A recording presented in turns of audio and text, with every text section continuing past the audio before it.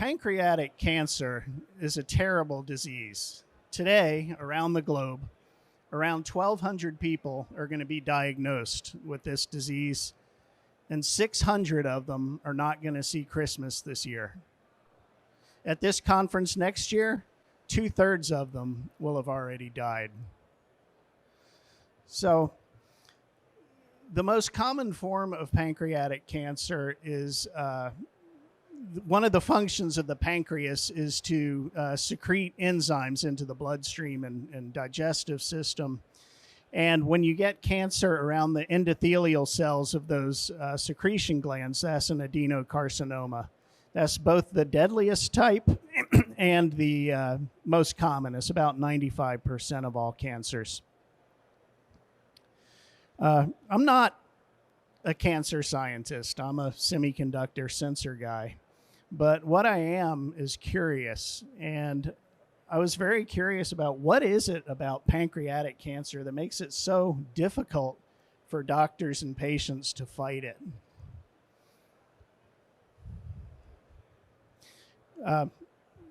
It turns out there's a lot of reasons. One is there's no simple screening test like mammograms or colonoscopies or even blood tests. You're not going to detect this usually until it's advanced fairly far within your body. Another reason, resection, which is just surgical removal of the tumor. Only less than 20% of all patients are eligible for this treatment. And it does add a couple of years to your lifetime, but it almost always comes back after resection. Pancreatic cancer is also unusually aggressive as a cancer. And what I mean by that is there's a gene in the human DNA called the KRAS gene. And that gene controls cell division. And there's a mutation that often occurs in pancreatic cancer that just makes that gene go haywire, go crazy. And of all the cancers that have ever been studied, pancreatic cancer has the highest rate of this mutation on that gene. Over 90% of all patients have this mutation. There's 4 other genes whose job is tumor suppression. And most patients, in addition to the KRAS mutation, at least one of those 4 tumor inhibiting genes is also affected. And unfortunately, those mutations tend to make the suppression less effective. So you combine all of that, and it's a really difficult fight. Another problem is that most patients are median age of 70 when they're diagnosed. So these are people who are already in somewhat frail health. They often have comorbidities, heart disease, diabetes, things like that. And they can't tolerate an extremely aggressive drug regimen. The microenvironment, and what I mean by that is what's actually inside the tumor, the extracellular tissue, is very unusual in pancreatic cancer. And the final thing is lifestyle. I mean, as with anything else, you shouldn't smoke, you shouldn't drink to excess, but really this cancer strikes saints and sinners alike. There's not much you can do to prevent it. It just hits people and nobody's quite sure why. The focus on this talk is probably the least well-known of these 7 challenges, and that is that's the stromal proliferation, the microenvironment that happens. What I mean by that, well, let's look at a picture of it. That'll be easier. Okay. What you're looking at on the left is a cartoon of normal tissue. You have this nice, healthy artery running up and down. You've got a lymph vessel running through there. That's the green line. Lymph vessels don't really get any press. I mean, everybody knows about the vasculature of the body, but very few people think about the lymph system. which is equally important, equally long and complex. And its main function is to drain fluid that builds up in and around cells and to drain fat out of the body. That's going to be important a little later on.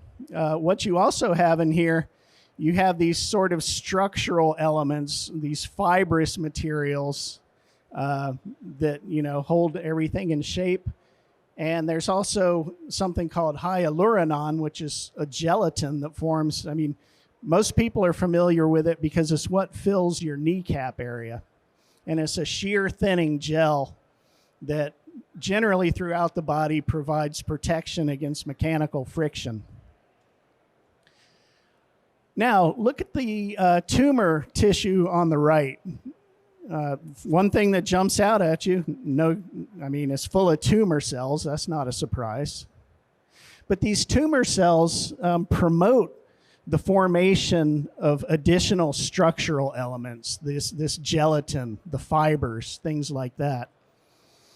In addition, because cells are starting to starve of oxygen, your arterial system also goes haywire, which is also something that's promoted by the tumor cells.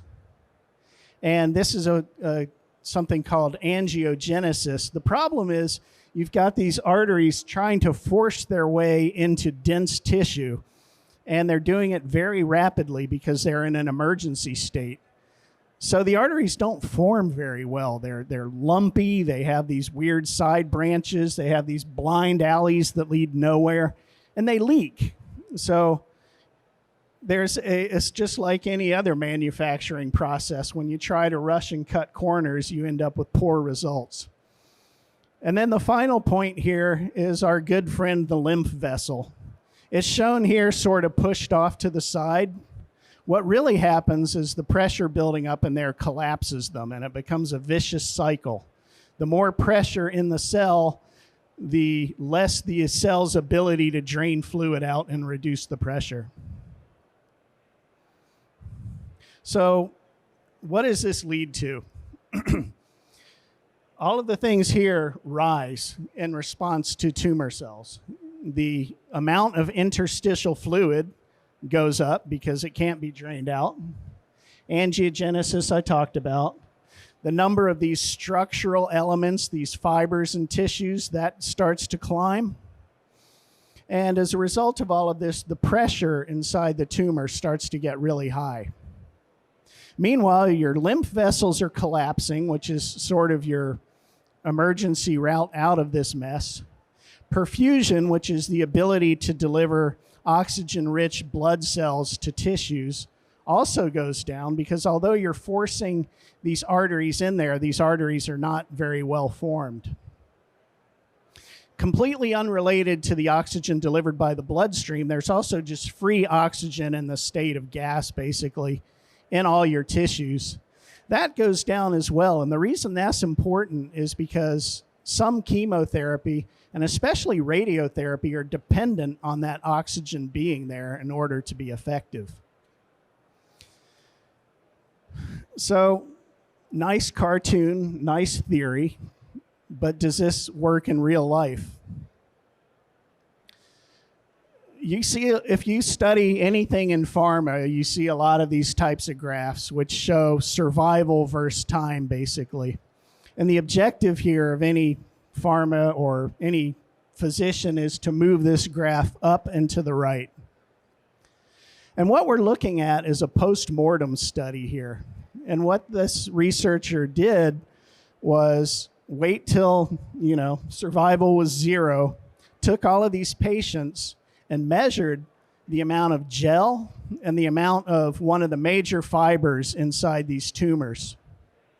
And there is a very good correlation between a high amount of, in this case, gelatin and survival versus a low amount.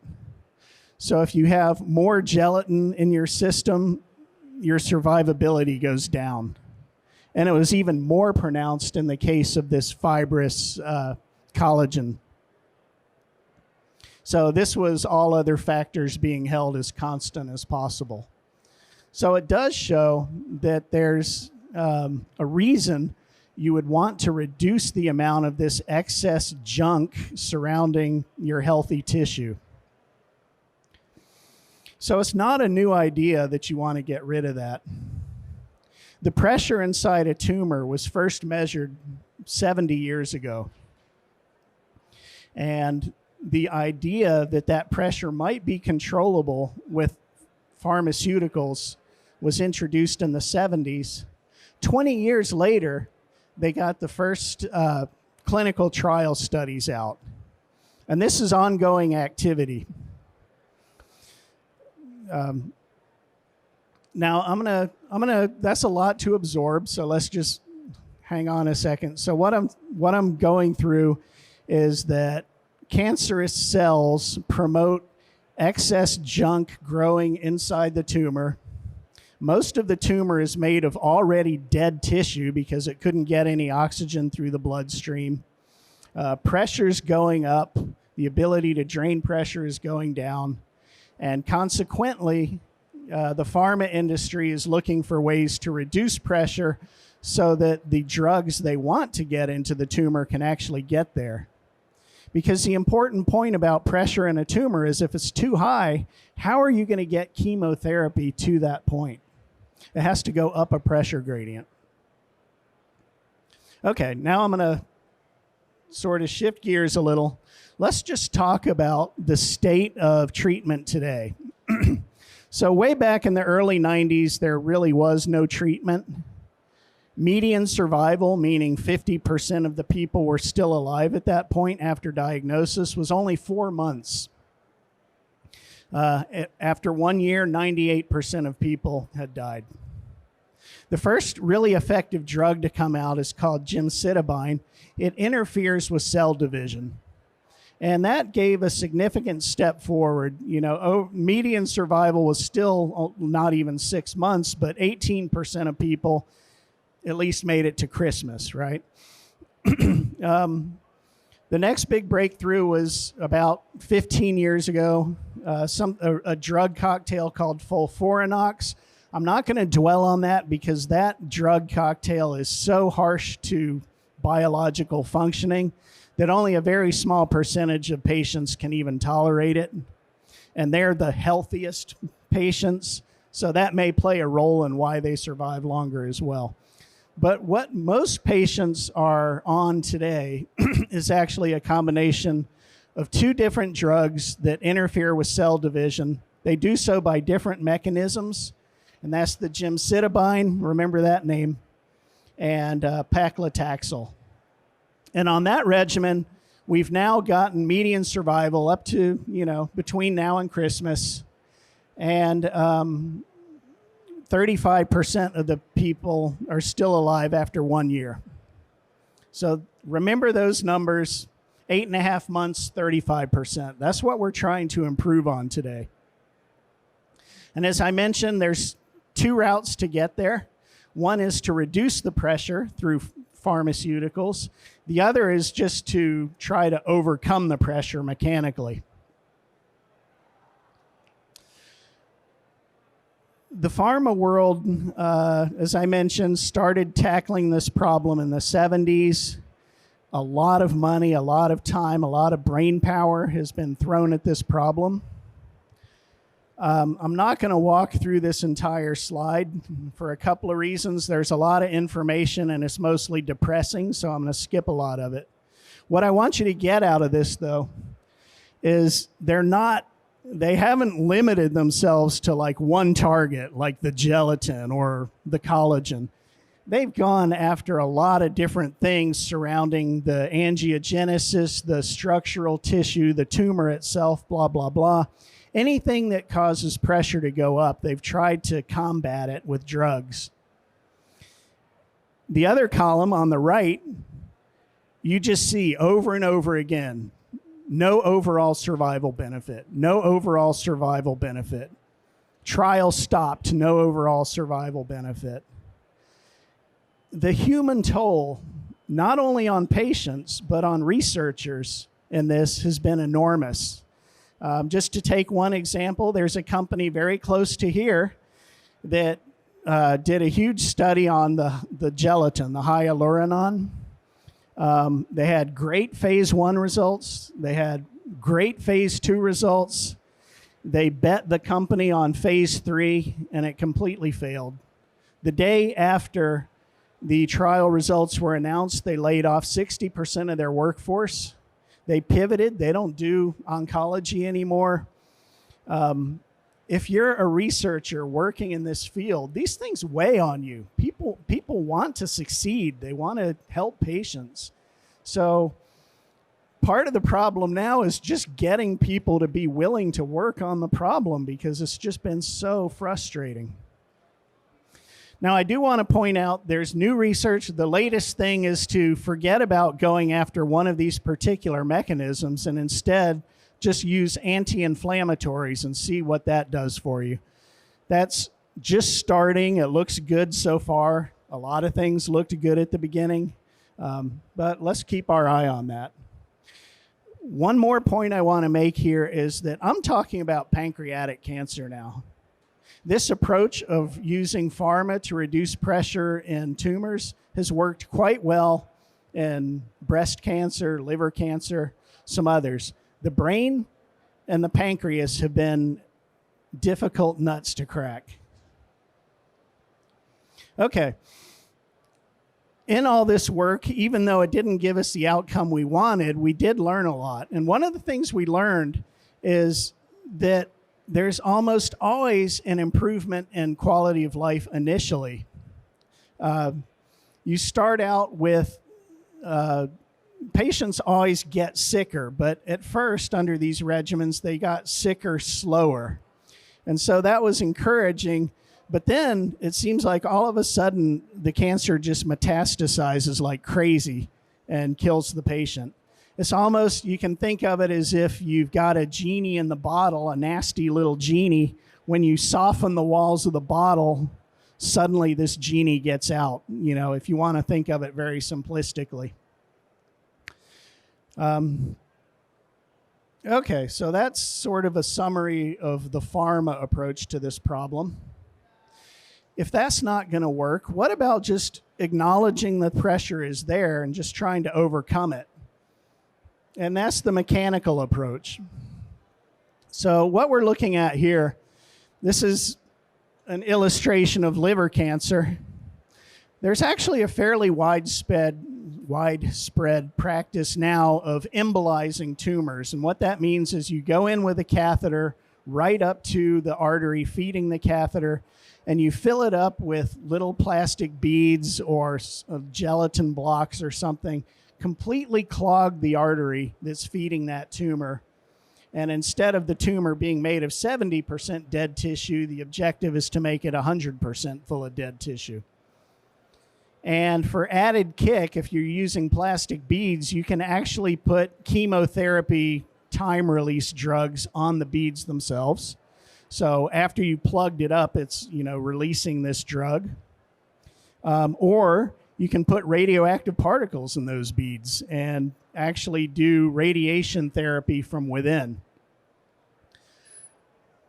You can imagine, though, that the problem is that when you're squeezing this syringe down here, the physician is blind. They don't really know how hard they're squeezing, how hard they're pushing, when they're done. And what actually happens is after you've filled up the target, if you're still squeezing, it's just going to spill over and start landing in healthy tissue, which is to be avoided. It turns out that just an average person squeezing a syringe can generate 300 to 500 millimeters of mercury out at the tip of the catheter just because of the geometry of the thing. And so there's also risk that you can actually do damage just from excess pressure. I only have one more slide, and this one's a different approach than what you're seeing here, this embolic approach.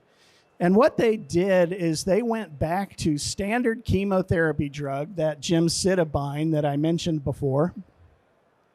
And they said, what if we force gemcitabine into the body? So we're using the exact same drug that's been in common use since 2001. All we're doing is changing the way we deliver it.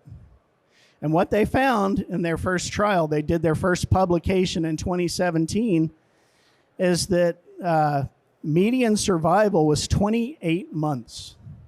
Now, if you're not sitting up in your chair right now, I'm not doing my job. We went from, in 40 years, we went from 4 months to 8 months, changed the delivery system, and we're at 28 months. They continued this study. They enrolled more patients.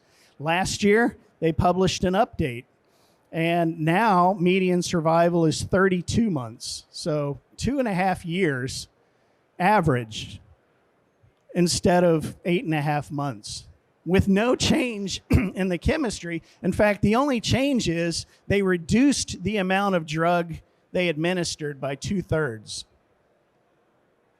just by changing the delivery.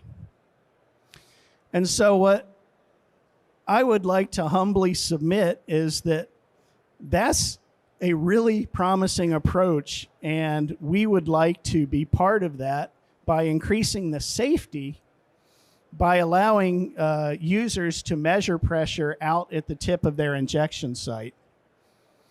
And in order to do that, because these catheters are so small, you want an extremely small sensor and cable attached to it. You don't have a lot of room in that catheter, and you don't want to block it up with extraneous electronics. So we have a sensor at TE that's designed to fit into a 1 French guide wire, or hypo tube, actually. It's very tiny. If you put it into a 3 French lumen, you've still got over 88% of your volume available for delivery.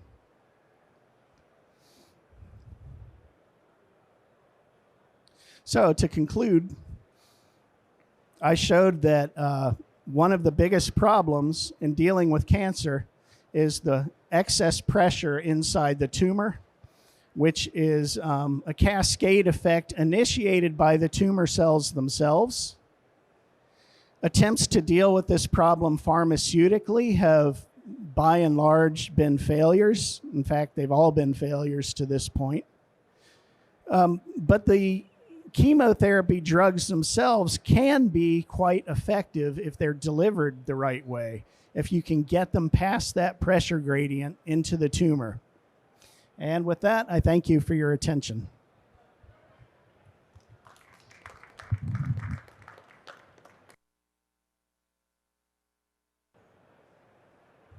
Yes?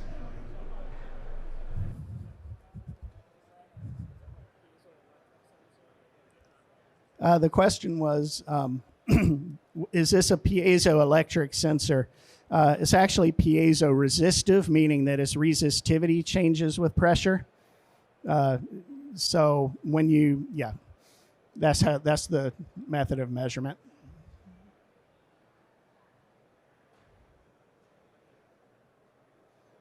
Okay, thank you very much.